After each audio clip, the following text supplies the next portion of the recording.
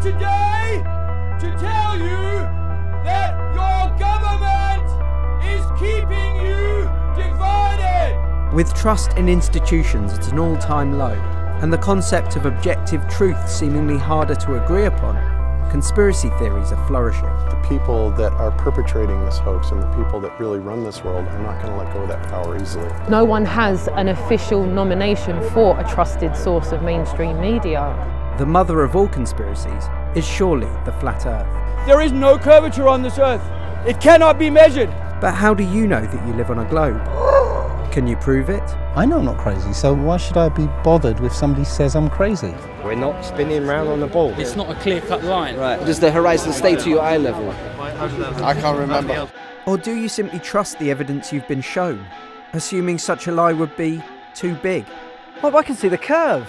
Yeah, sure you can.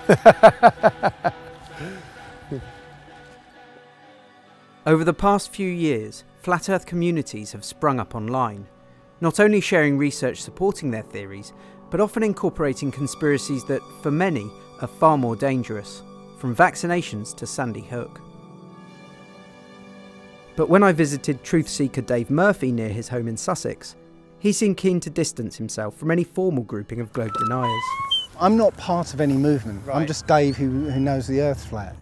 Describe for me, if you will, what your beliefs are. I personally believe that we live on a big disc of water. There's a North Pole in the centre. All the continents are strung out around it. And the edge is what we call Antarctica. Beyond that, who knows what's beyond that? So this is where anywhere is. Beyond here, there isn't anywhere. Does that make sense? If this is a realm of 3D space and time, Yeah. well, there can't be anything outside it because that implies, 3D space and time. But that only applies here. Right. I wonder if you could describe to me your circumstances when you started to look into this. I've spent the last 15 years looking for truth. I was at 9/11. I stood there watching it and accepted it for what I saw, and just like everybody else. It wasn't until about 4 years later that I figured out that it can't have happened the way I saw it. I mean, I was having my midlife crisis about that time. Everyone gets to that point in their life, around about 40 odd, that you start wondering, what is this all for? What am I doing here? Dave took me down to the beach to show me the most simple flat Earth experiment, a curvature calculation. Batteries? I took the battery out. There should be just under 3 feet of curvature hiding at the lighthouse, and there isn't. Do you feel like the mainstream scientific community will concede to your way of thought? They can't, because it means then almost the breakdown of civilization. If you realise that the Earth's flat, well then hang on, why are we sending things up into space? There is no space. Where's all this money going to? What's the point? The reason behind all this deception is they've relegated us to a microbe, a speck of dust in an infinite void with nothing in control. Powerful people who have got more money than us can now say, you do as we say. How did your family take the news? My son went off and did his own research, came back and he said, yeah, I agree with you. And my ex-wife actually thinks I'm crazy. She thinks I'm mentally ill. It's not craziness, it's literally what a true scientist should be like. Should be open to everything. Before you became a flat earther, did you feel part of society? No, increasingly I've removed myself from this society because it's a wicked society. It's evil in places. You just have to turn on that hypno box, in the corner every night, and you'll see the wickedness coming out of it. Do you ever have any doubt? I've seen so much now that I can't see it any other way.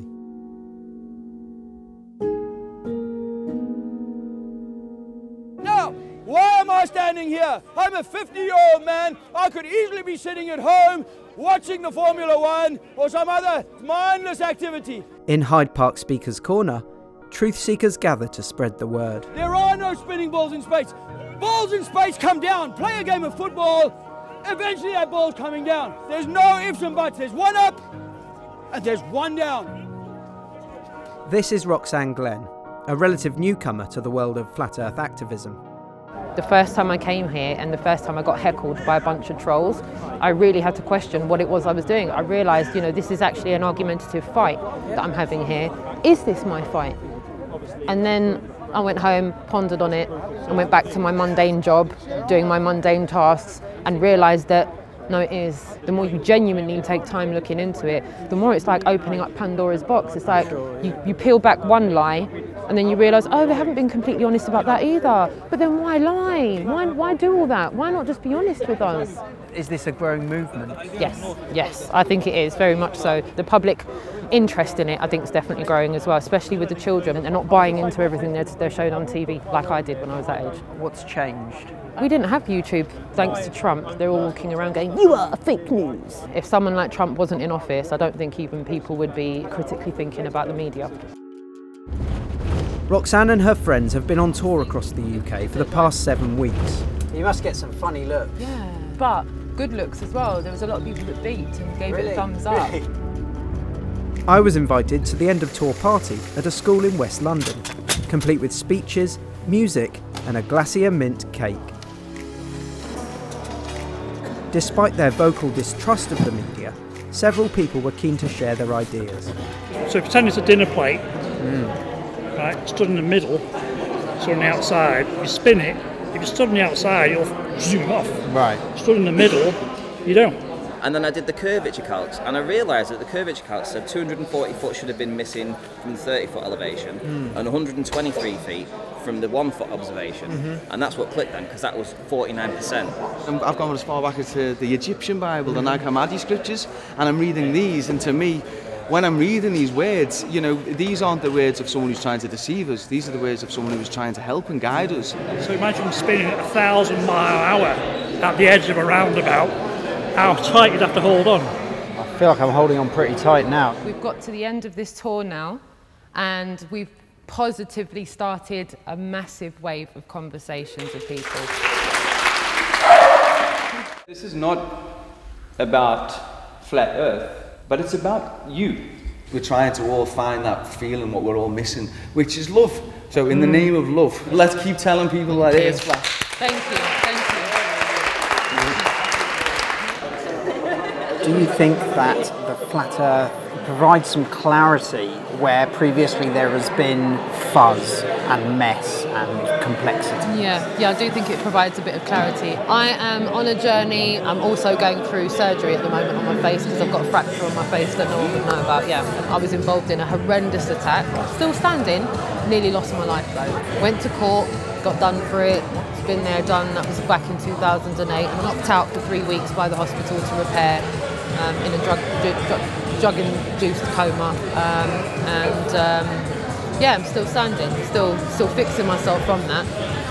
And yeah, that's got nothing to do with flat Earth, but you know, does it though? I mean, do you feel that is there something in? Maybe so. It may have changed kind of your outlook. It may have changed your willingness to investigate things. I mean, who knows, right? This could have had maybe so. Yeah. Impact. I do believe that. I do believe that sometimes your life experiences mould you into the path that you end up going on, or the pursuit of truth that you're going on. So yeah, you're probably quite right with that.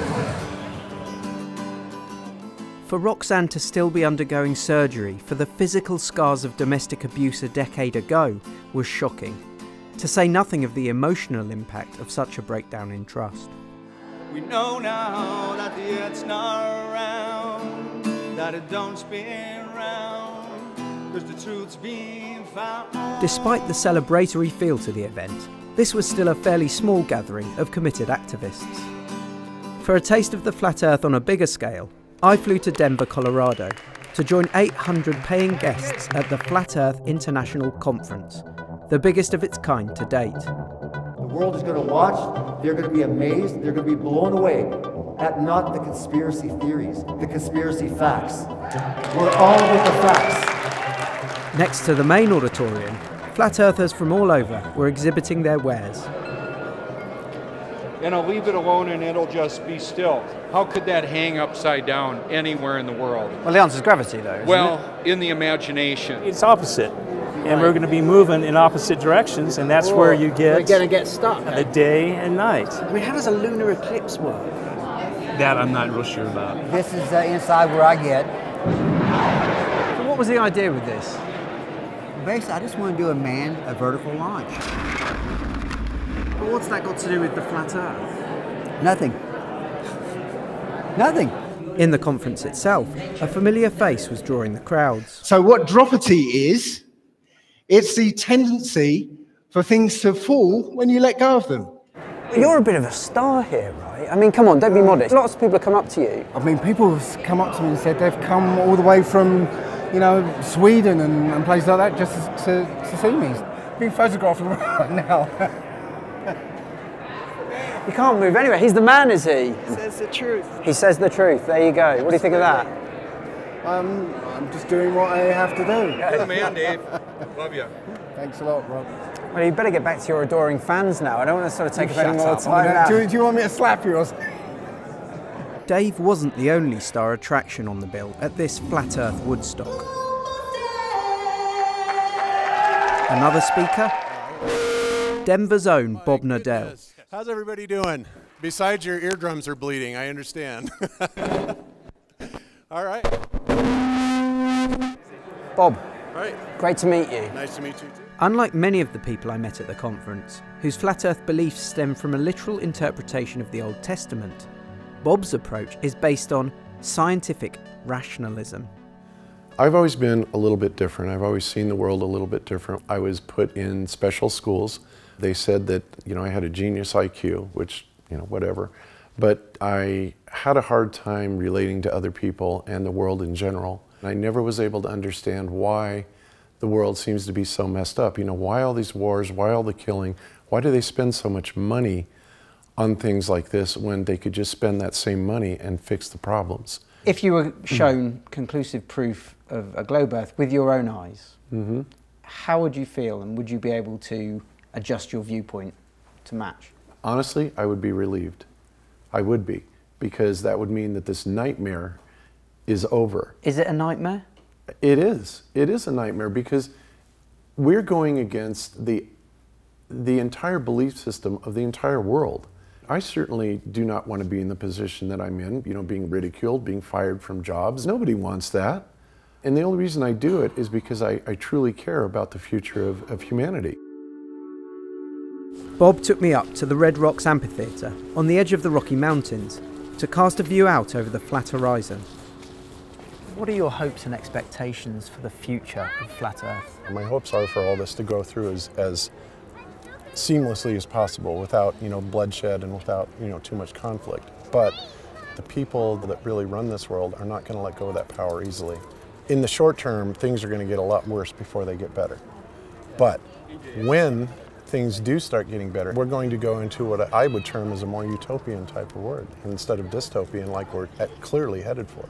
Everyone I've spoken to, when you really boil it down, what people want is the same as what anyone wants. To have some sort of agency, to be relevant to something, to have love, all these things. Yes. Do you feel then that Flat Earth really delivers that in a way that the globe Earth never could, perhaps? Of course people are going to want to feel like they're part of something and not so insignificant. You know, that makes perfect sense. So yeah, when you realize that, and you realize that this world is much more special and you are much more special, then yeah, it makes a huge psychological impact. Absolutely. Some have referred to the Flat Earth as a post-truth landscape. And whilst this may be meant mockingly, it also reveals a very present need for finding common ground in the face of irreconcilable differences. If we're to address the broader polarisation of society, attempting to understand, empathise and build trust are surely important tools to use, whatever the shape of your world.